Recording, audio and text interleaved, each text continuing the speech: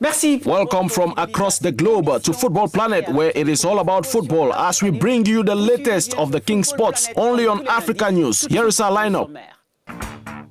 Horrible spell for African giants Esperance at the FIFA World Club Championships played in Doha, Qatar. Representing the continent at the tournament for the second year running, the Tunisians were knocked out at the quarterfinals in their first match. We will revisit the verdict in favor of CAF in the dispute with Lagardère Sports over a media and marketing contract, a case that is probably far from over, and we will be detailing it with journalist and sports marketing consultant Frank Gislain Ongene from Cameroon. And finally, we will come back to the draw of the last 16 round of the European Champions League held this Monday in Switzerland. Old rivalries have been ignited. Get more right after the break. Juste après cette petite transition. Welcome to Football Planet. Almost becoming a sightseeing affair for African teams at the FIFA World Club Championship.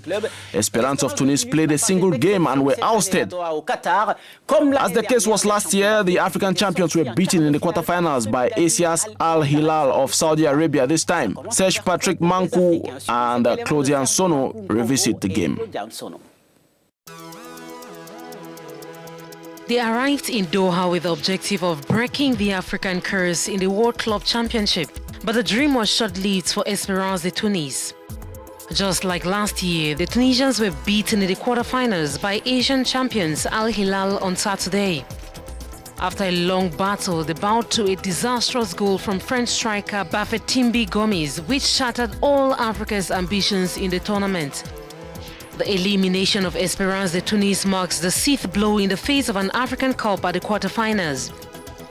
It should be recalled that in 2013, Raja de Casablanca embarked on a fruitless adventure. Bayern Munich denied them the opportunity to place an African team at least in the last 4. AS Sétif, Tepe Mazembe, Wydad AC and Mamelodi Sundowns have all suffered the same fate as Esperance de Tunis in the last 2 years.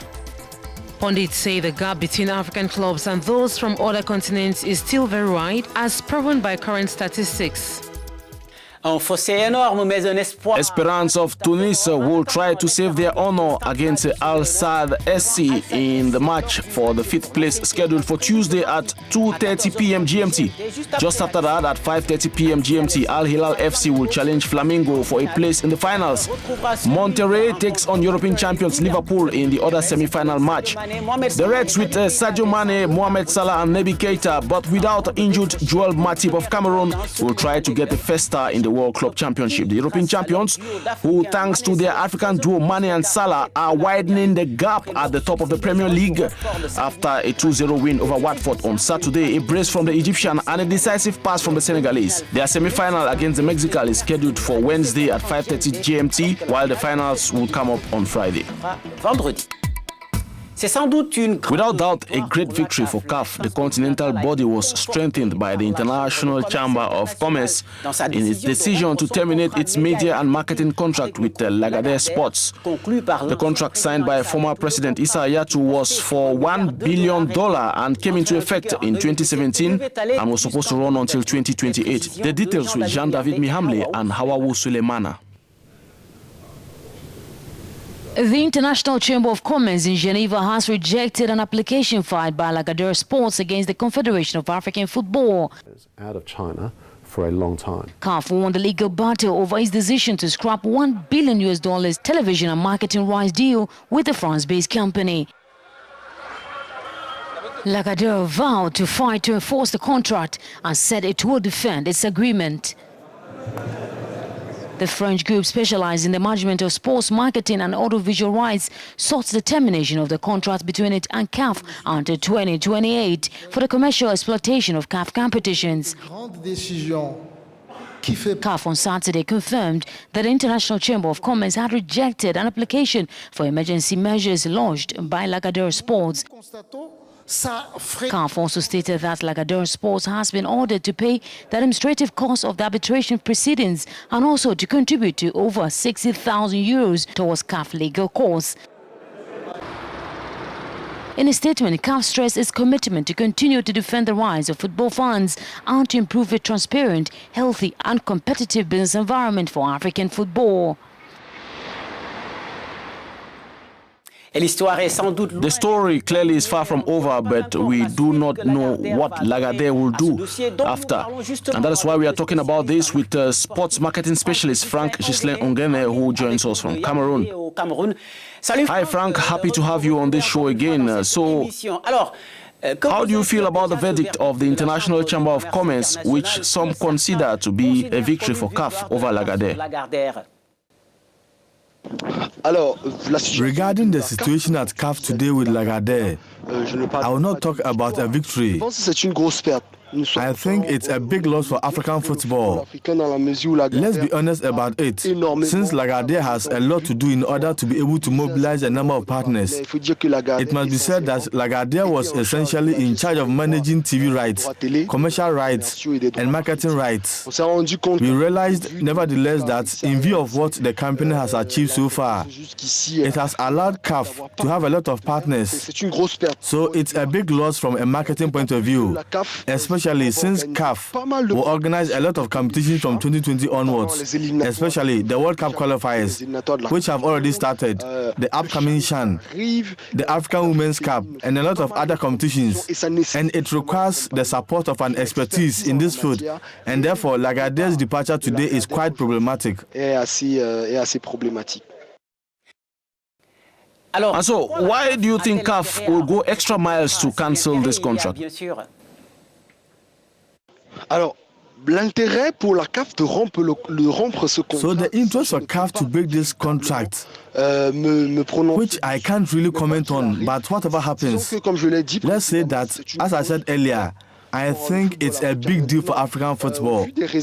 Now, in view of the reasons given by CAF, the legal authorities of Egypt, the country where the Confederation of African Football is based, were against this type of partnership.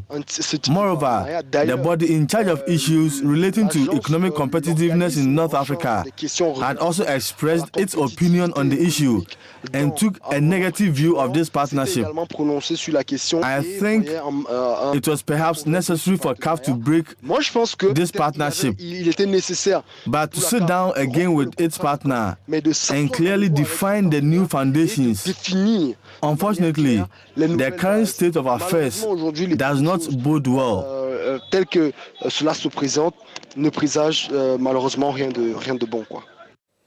The battle may not be over, but CAF will have to find another partner as soon as. How can we avoid repeating the same mistakes with Lagardère?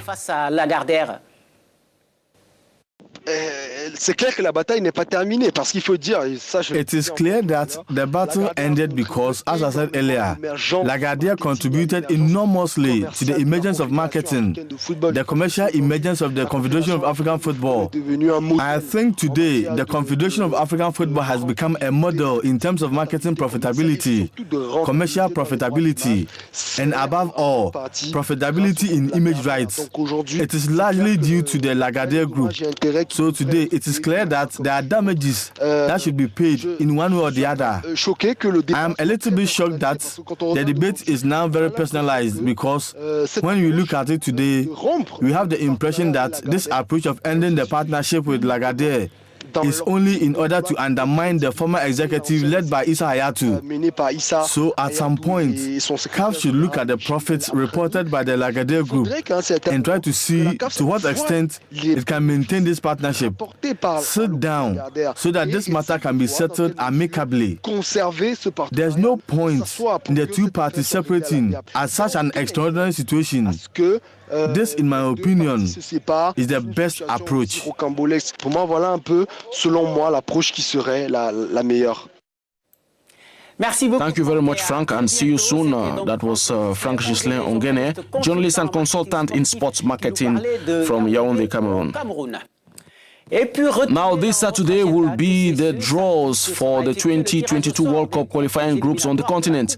40 teams are to be split into 10 groups, while the first 10 of the groups will compete in playoffs to determine the continent's 5 representatives in Qatar.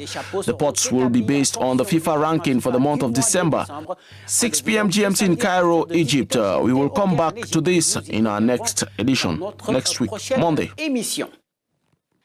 Direction. Now over to Europe, and we begin with the UEFA Champions League, whose pairings for the round of 16 are now known. The draw on Monday produced explosive duels and will inevitably leave broken hearts when the games begin.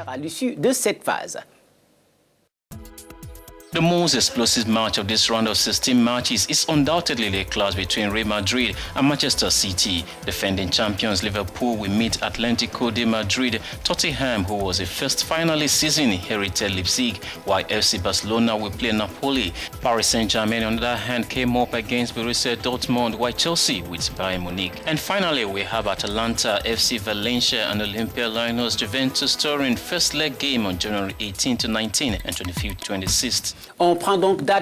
We are now heading to Italy, where Gervinho stole the show on Saturday against Napoli. The Ivorian striker gave his team Parma the lead by scoring the winning goal in the final seconds of the match. The Senegalese international Kalidou Koulibaly's injury was another highlight of the match. This is the former Arsenal striker's fourth goal of the season. The Gunners, who did not experience the same joy on Sunday when Manchester City came visiting. Pierre-Emerick Aubameyang and Nicolas Pepe's partnership up front could not reply as the visitors put 3 past them. Arsenal are now 27 points behind the leader, Liverpool. And that's all we had time for today. See you next week, Monday. Football Planet will come around and you can rewatch this edition, plus other sports news on our website, africanews.com. Have an excellent week. Bye-bye.